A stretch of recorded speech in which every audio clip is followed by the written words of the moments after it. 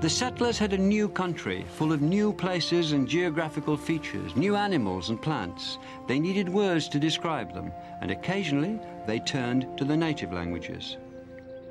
Skunk was derived from the local language, and squash for the variety of pumpkin grown here. Squaw, meaning young woman, was a local word, as was papoose, a young child. And wigwam was another early borrowing from the local languages. But what's really remarkable is not that these words did enter the English vocabulary, but how few of them there were. For centuries, English had been borrowing words in their thousands from Latin, Danish, French, and every other language it had come into contact with. But here, faced with the richness of an entire continent, the English borrowed words not in thousands, but in handfuls. The writings of the founding fathers here run to thousands of pages, but contain less than a dozen borrowed Indian words. So why are there so few? In a strange new country, the English settlers may have taken great comfort in making the objects around them at least sound familiar. Look at the names they gave the local terrain: Falmouth, Yarmouth, Boston, Cambridge, Billericay, Bedford, Taunton. They were trying to recreate the English shires in the American wilderness. And perhaps there was desperation here, as well as determination. But through language, their own, they would survive, as they had in the old country. So they put a wall between themselves and the native world. In the end, we must conclude that they were here to impose their habits and their language on the land, not to be changed by it.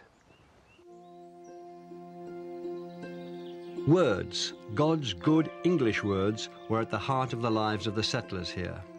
Improper speech was a crime. Blasphemy, slander, cursing, lying, perjury, railing, reviling, scolding, swearing, threatening, treason, and defying authority were all offences. The colonists were trying to control the language, and this set the pattern for their teaching of English. And as New England grew, this was how they did it, with the New England Primer. A. In Adam's fall, the sin to all. B. Heaven to find the Bible mind. C. Christ crucified for sinners died. D. The deluge drowned the earth around. E. Elijah. From the very beginning, Americans took immense care over the correct teaching of English. It was taught well and in a way that was highly religious, and this set the tone as English spread. It wasn't all going English's way, though. Other European powers were jostling for influence in the New World. Delaware, where a Swedish settlement had taken root, was conquered in 1655 by the Dutch Admiral Peter Stuyvesant and incorporated into the Dutch New Netherlands. His base, New Amsterdam, was in turn conquered by the British in 1664 and renamed New York. There was rivalry with the French, which turned into war. When it finally ended in 1763, Britain was given sole claim to the east of the continent and took a grip on the north in Canada. Even the Spanish colony of Florida came under British rule. But perhaps the real edge that gave English a stronger presence than the other European languages came not through the gun, but through the ploughshare. The Spanish, on the whole, concentrated on sending armies and priests to the New World and taking gold. The French were interested in sending fur trappers and trading with the natives.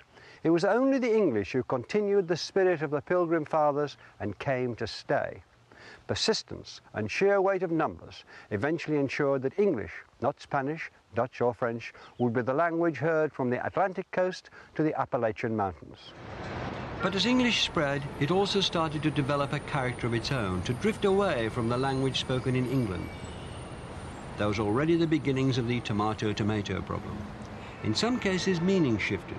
The English shop had become an American store. Lumber meant rubbish in the old country. To Americans, lumber was, and still is, cut timber. And haul came to mean to transport in a vehicle, not, as in England, to move by force. American English was also developing its own sound. The first settlers had come from various parts of England, each with its own regional accent. But no single accent dominated. As they talked to each other, the variety very quickly became a blend. To this day, there's only a tiny variation in accents across America compared to Britain, and the further west you go, the more true that becomes. By the middle of the 18th century, the absence of regional pronunciations and dialect words was being noted approvingly by upper-class British visitors, who regarded all such variations as vulgar. In 1764, Lord Gordon wrote, "The propriety of language here surprised me much, the English tongue being spoken by all ranks in a degree of purity and perfection surpassing any but the polite part of London." It's a sentiment that would be repeated again and again, that the Americans didn't just speak good English, they spoke it better than the English themselves.